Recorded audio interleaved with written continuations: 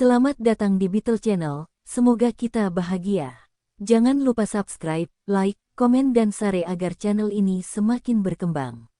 Terima kasih. Novel Kekuasaan dan Kekayaan. Bab 170. Xie Huilan melihat arlojinya dan berkata, "Baiklah, saya masih punya waktu setengah jam. Aku ada pekerjaan yang harus diselesaikan nanti. Saya tidak akan bisa menyelesaikan filmnya dan harus keluar di tengah jalan." "Itu tidak merugikanmu?" Haha, Wei Nan menjawab. "Tidak apa-apa, pekerjaan lebih penting." Dong Suebing merasa cemburu saat mendengar film dan kamar pribadi. Tapi dia tidak dalam posisi untuk mengatakan apapun. Tidak ada yang ingin kukatakan." Xie Hao masih ingat bahwa dia perlu membantu saudara Dong. "Kak, kamu harus kembali bersamaku hari ini. Saya mempunyai beberapa soal matematika yang saya tidak mengerti. Kamu harus membantuku." Xie Huilan tertawa. "Sejak kapan kamu berubah menjadi lebih baik?" Xie Hao menjawab. "Bukankah kamu memintaku untuk belajar dengan giat?" Xie Huilan memandang Xie Hao dan Dong Suebing. "Lain hari, oke." Wei Nan menyela. "Xiao Hao, kamu bisa meminta Xiao Dong membantumu. Filmnya sudah dimulai." Xie Hao menjawab dengan marah. "Apakah menonton film lebih penting daripada belajar? Kakakku Dong tidak pandai matematika, dan aku ingin adikku membantuku. Kakak, bisakah kamu membantuku?" Dong Suebing mengangguk setuju di dalam hatinya. Xie Hao ini terlalu menggemaskan. Xie Huilan menggelengkan kepalanya sambil tersenyum. Dia tidak mengatakan sepatah kata pun dan tampak gelisah. Wei Nan telah mempersiapkan hari ini sejak lama. Dia kesal ketika mendengar Xie Huilan memberitahunya bahwa Xie Hao dan orang yang menyelamatkan hidupnya akan bergabung dengan mereka untuk makan malam. Tapi ketika Xie Hao melawannya beberapa kali, dia mulai mengerutkan kening. 1 detik. 2 detik, 3 detik. Xie Huilan tiba-tiba tertawa. "Bagaimana dengan ini? Saya menjadi tertarik pada sihir baru-baru ini. Saya menonton segmen pertunjukan sulap di program Malam Gala Festival Musim Semi sebanyak 3 kali. Haha, Wei Nan, bukankah kamu bilang kamu menyiapkan trik sulap untukku melalui telepon? Adikku juga tahu beberapa trik sulap. Mengapa kalian tidak bersaing? Saya akan mengikuti pemenangnya." "Baiklah." Saudari Xie telah setuju untuk berkencan dengan Wei Nan, dan sulit baginya untuk menolaknya. Tapi dia masih ingin kembali bersama Xie Hao. Wei Nan tersenyum. "Tidak masalah." Xie Hao terkejut. "Hah, kakak Wei juga tahu trik sulap? Wow, aku ingin melihatnya." "Haha, kamu bisa pergi dulu." Wei Nan telah mendengar dari ibu Xie Huilan bahwa Xie Huilan menjadi tertarik pada sihir akhir-akhir ini. Dia sengaja mempelajari trik sulap dan ingin tampil di bioskop. Namun karena Xie Huilan tidak dapat menyelesaikan filmnya, dia tidak perlu menunggu lebih lama lagi. Dia sangat percaya diri dengan trik sulap ini. Dia menghabiskan banyak uang untuk mempelajari trik ini dari seorang pesulap. "Oke, aku pergi dulu." Xie Hao mengeluarkan sebungkus kartu dari tas sekolahnya. Dia tersenyum dan mulai mengocok kartunya. "Kak, aku mempelajari trik ini baru-baru ini, dan aku yakin kamu tidak dapat memahaminya." Xie Hao tidak melihat kartunya dan menunjukkannya kepada Xie Huilan. "Kak, pilih satu kartu dan jangan tunjukkan padaku." Xie Huilan tertawa dan mengeluarkan 5 berlian dari bungkusnya. Xie Hao mengambil kartu itu darinya. "Baiklah, ini kartunya. Saya tidak tahu kartu apa ini." Dia meletakkan kembali kartu itu ke dalam bungkusnya dan mengocoknya, sebelum memberikannya kepada Xie Huilan. "Kak, kocok kartunya." Xie Huilan mengocok kartunya sebentar.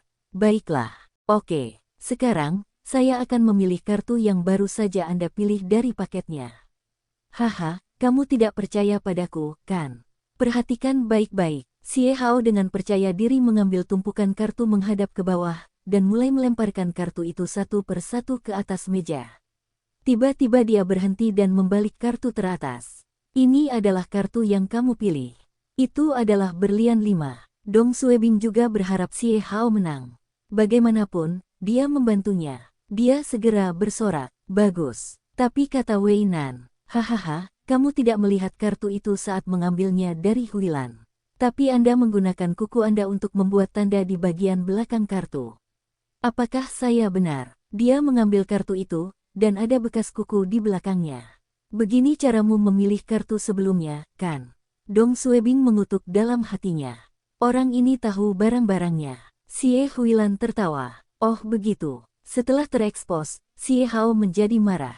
Giliranmu, tunjukkan padaku trikmu. Wei Nan tersenyum percaya diri dan sedikit membalikkan tubuhnya ke arah Xie Huilan.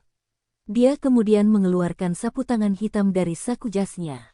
Perhatikan baik-baik, saya hanya memegang sapu tangan dan tidak ada yang lain. Dia melambaikan sapu tangannya dan melihat Xie Huilan mengangguk. Kemudian dia meraih ke bawah sapu tangan dan mengambil sekuntum mawar darinya. Xie Huilan terkejut. Xie Hao juga terkejut. Apakah kamu menyembunyikan bunga itu di suatu tempat? Dong Suebing juga tahu bahwa Wei Nan telah menyembunyikan bunga itu di suatu tempat pada dirinya.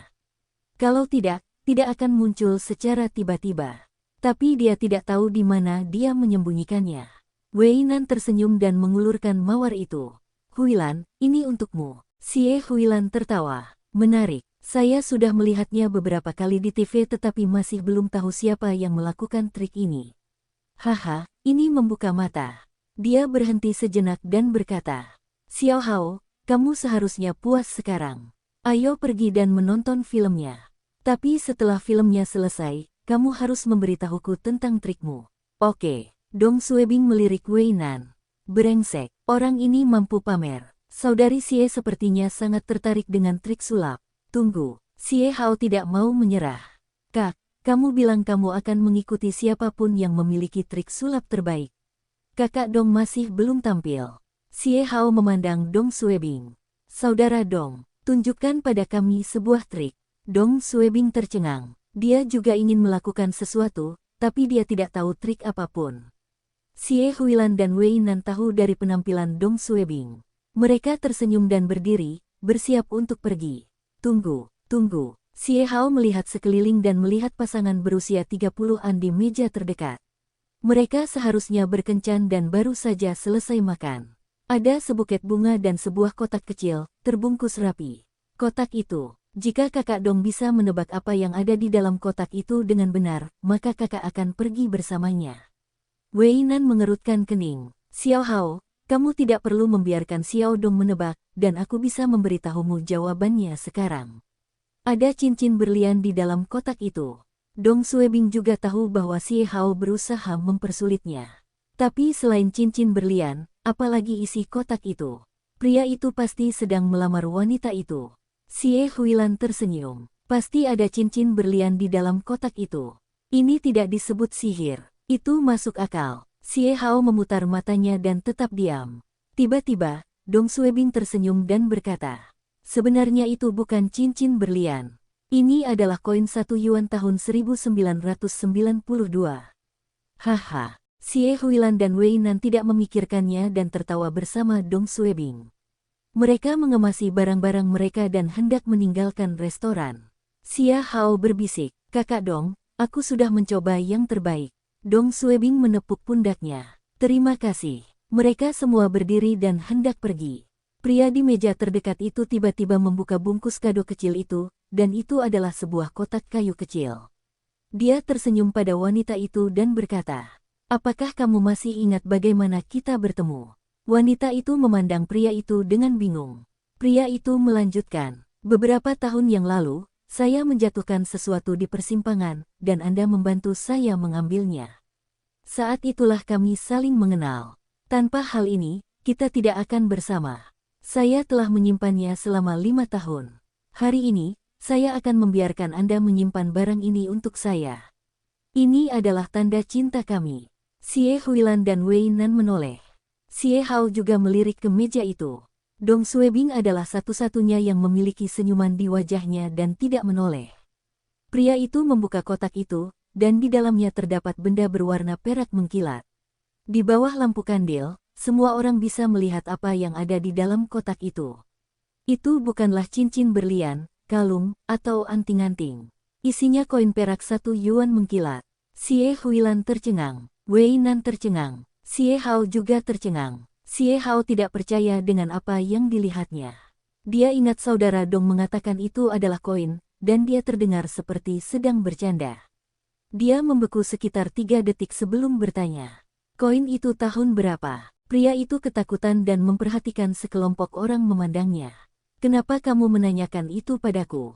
Saya tidak ingat. Dia mengerutkan kening dan melihat koin itu dan berkata, saat itu tahun 1992. Mengapa? 1992. Balasan sederhana ini mengejutkan Xie Hao, Wei Nan, dan Xie Huilan. Xie Hao berseru, sial, ini benar-benar koin 1 yuan tahun 1992. Xie Huilan dan Wei Nan menarik napas dalam-dalam dan menatap Dong Suebing. Xie Hao hampir gila. Dia meraih lengan Dong Suebing. Saudara Dong, kamu benar. Xie Huilan dan Wei Nan tidak percaya dengan apa yang mereka lihat.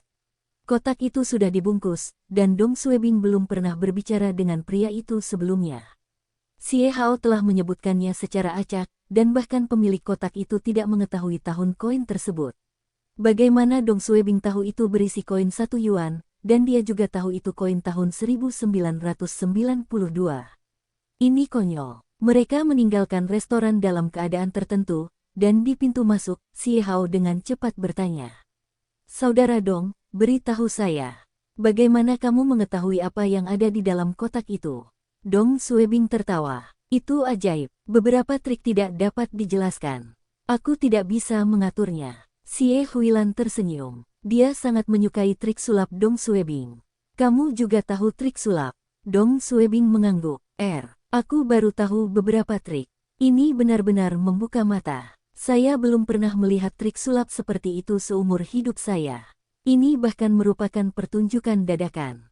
Pertunjukan sulap yang saya tonton di TV tidak bisa dibandingkan dengan tipuan Anda. Xie Huilan tertawa dan menoleh ke Wei Nan. Maaf, aku harus menepati kata-kataku. Bersambung, terima kasih telah menyaksikan dan mendukung channel ini.